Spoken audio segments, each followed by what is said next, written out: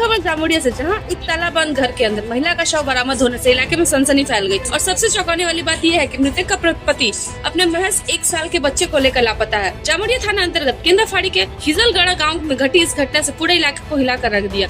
जानकारी के मुताबिक वैद्यनाथ पात्र नामक व्यक्ति अपनी पति को 1 साल के बेटे के साथ इस गांव के किराए के मकान में रहता था। शुक्रवार की सुबह वैद्यनाथ को अपने बच्चे को लेकर घर में ताला लगा कहीं जाते हुए स्थानीय लोगों ने देखा, लेकिन दिन भर घर का ताला बंद रहने से भीतर कोई हलचल न होने पर लोगों को शक हुआ। जब शाम को पुलिस और स्थानीय लोग घर का ताला खोलकर अंदर दाखिल हुए तो सभी हैरान रह गए। खटिया के नीचे कपड़े से ढकी पड़ी थी वैद्यनाथ की पत्नी की लाश। फिलहाल 1 साल के बच्चे के साथ पति वैद्यनाथ फरार। उसकी तलाश में पुलिस ने जाँच तेज कर दी। इलाके में इस घटना को लेकर दहशत और आक्रोश का माहौल है। अब ये सवाल उठ रहा है कि आखिर एक पति ने पत्नी की हत्या कर अपने ही मासूम बेटे को लेकर क्यों गायब हो गया। जामुड़िया की ये घटना कई सवाल खड़े करती है। पुलिस जांच पूरी होने के बाद ही सच्चाई सामने आएगी। आगे के अपडेट्स के लिए बने रहिए हमारे साथ। ब्यूरो रिपोर्ट, न्यूज गुरु, आसनसोल।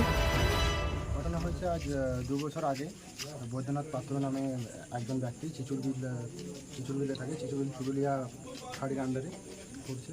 তো ও এখানে ভাড়া নেই, আমাদের এখানে হিজলগড়াতে। তো ওর যে ওয়াইফ ছিল, নাম দেখি যে ওয়াইফ ছিল, ওর ওয়াইফ ছিল আপনার নর্থ 24 পরগনার, 24 পরগনার মেয়েটার বাড়ি ছিল। তো আগে আমাদের হিজলগড়া গ্রাম পঞ্চায়েত আছে, মডার্ন স্কুল, ওইখানে একবার ভাড়া ছিল। তারপরে আরেক জায়গায় গ্রামে ভাড়া ছিল, মানে প্রায় ধরুন আমাদের গ্রামে 4 থেকে 5 বছর ধরে আছে। তো একদম শেষে তারপরে আমাদের এখানে আসে।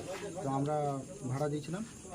তারপরে ওদের কিছু না কিছু হালকা ফুলকা লেগেই থাকতো, কিছু মানে হালকা, যেমন স্বামী স্ত্রীর মধ্যে ঝামেলা হয় আর কি। হালকা মানে মারধর হতো কি না সেটা তো আমরা মানে জানতাম না, কারণ আমরা এখানে থাকি না, আমরা একটু দূরে থাকি।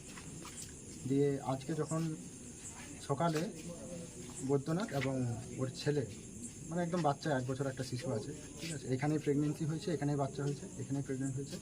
তো বাচ্চাটাকে নিয়ে প্রথমে আমাদের দোকানে আসে এবং দোকানে এসে বিলটা পেমেন্ট করে। প্রতি মাসের 15 তারিখে কিন্তু বিল পেমেন্ট হয়।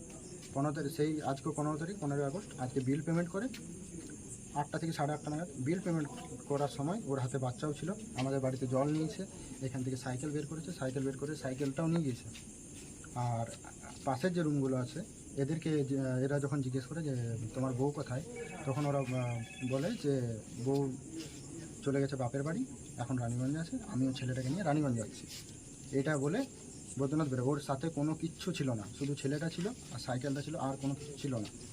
এবার তারপর আমার মনে সন্দেহ হয় যে ছেলের মাটা কেন নেই, ছেলেটাকে মানে বাবা নিয়ে যাচ্ছে। এবং আমি বৈদ্যনাথকে কন্টিনিউয়াস অনেকবার ফোন করি, আমার ফোন থেকে, বাবার ফোন থেকে অনেকবার ফোন করছি, মাঝে মাঝে রিং হচ্ছে, রিসিভ করছে না, কিংবা সুইচ অফ হয়ে যাচ্ছে, এরকম হচ্ছে। তখন মনে আমার সন্দেহ থেকে হয়তো কিছু হতে পারে, কারণ ওদের মধ্যে তো ঝামেলা লেগে থাকতো। তাই একটা লিখিত অভিযোগ আমরা কেন্দ্রফাড়িতে করি। কেন্দ্রফাড়িতে করার সময় আমাদেরকে যিনি ওইখানে তখন ইনচার্জে ছিলেন, যিনি আমার কপিটা রিসিভ করেন, তখন আমাকে উনি বলছেন যে হ্যাঁ, বৈদ্যনাথের দাদা মানে গোপীনাথ পাত্র কিন্তু সেখানে এসেছিলো এবং আমাদের 5 মিনিট আগেই এসেছিলো। বৈদ্যনাথ পাত্রের দাদা ও এসেছিলো ওই সেম অভিযোগ করতে যে হ্যাঁ, ওর বউয়ের নাকি শরীর খারাপ। সেটা হয়তো ফাঁড়ি জানবে, ফাঁড়িতে ভালো করে বলেছে, ঠিক আছে। তো ওর চুরুলিয়াতে তো ফাঁড়ি আছেই, তো চুরুলিয়া ফাঁড়িতে অভিযোগ না করে, ঠিক আছে, কেন্দ্রফাড়িতে কী জন্য অভিযোগ করছে? কেন্দ্রফাড়িতে ওর আন্ডারে পড়ছে না, কেন্দ্রফাড়ি পড়ছে আমাদের আন্ডারে। আমাদের এখানে কিছু হলে আমরা যাবো কেন্দ্রফাড়ি। ওর চিচুড়িয়াতে, ও ধরুন চিচুরবিলে থাকে, মানে ওর চুরুলিয়া ফাঁড়ি করছে, ও চুরুলিয়া ফাঁড়িতে অভিযোগ জানাতে পারছে। এবং আমাদের এখানে যিনি ছিলেন, তপনবাবু ছিলেন হয়তো, ঠিক আছে, আমাদের কেন্দ্রফাড়ির একজন এএসআই ছিলেন। তো উনিও ফোন করেন ওকে, বৈদ্যনাথের দাদা গোপীনাথ পাত্রকে ফোন করা হয়। উনি ফোন করেছিলেন, তো বললেন যে ঠিক আছে আমি আসছি। প্রথমে বলে যে আসছি, যে তালাটা ভাঙবো, তালাটা আমরা এখন ভাঙতে পারছি না, আপনারা আসুন, পুলিশও থাকবে আর আমার মানে বাড়ির মালিকও থাকবে, ভাঙা হবে তালাটা, ঠিক আছে। তো প্রথমে বলে যে আসছি, তারপর বলে যে বেরিয়েছি, তারপরে বলছে যে না, আজকে আর যেতে পারবো না, কালকে বেরোবো। কতগুলো রুম আছে আপনার এখানে? টোটাল 11টা রুম আছে। 11টা রুম। কত নম্বর রুমে ওই বৈদ্যনাথ ছেলে থাকতো? তো উনি যখন এখান থেকে যান তখন আপনাদেরকে কি বলে যান? আমাদেরকে কিছুই বলেনি, আমাদেরকে টাকা দিয়েছে, আমরা ওকে টাকা রিসিভ দিয়ে দিয়েছি। আমাদেরকে কোনো কিছুই বলেনি যে আমরা বাড়ি ছাড়ছি বা কোথাও যাচ্ছি বা কিচ্ছু না। এখানে কি মারফতে এখানে ভাড়া দিয়ে থাকতেন? এখানে ওরা লাভ ম্যারেজ করেছিল, যতদূর আমি শুনেছি যে লাভ ম্যারেজ করেছিল, বাড়িতে মানেনি। মানে ছেলের বাড়িতে, যেহেতু দেখুন ছেলের সামনে বাড়ি, ঠিক আছে, তো মানেনি, তাই এখানেই থাকতো এবং স্যাম সেলে স্যাম মেটালিক্সে কাজ করতো, যেমন এই স্যাম মেটালিক্স। প্রশাসন এসেছিল? হ্যাঁ, পুলিশ এসেছিলো, পুলিশকে আমরা খবর দিই, পুলিশ সন্ধ্যেবেলাতে এসেছিলো, সন্ধ্যেবেলা থেকে এখানে সব কিছু ইয়ে করেছে।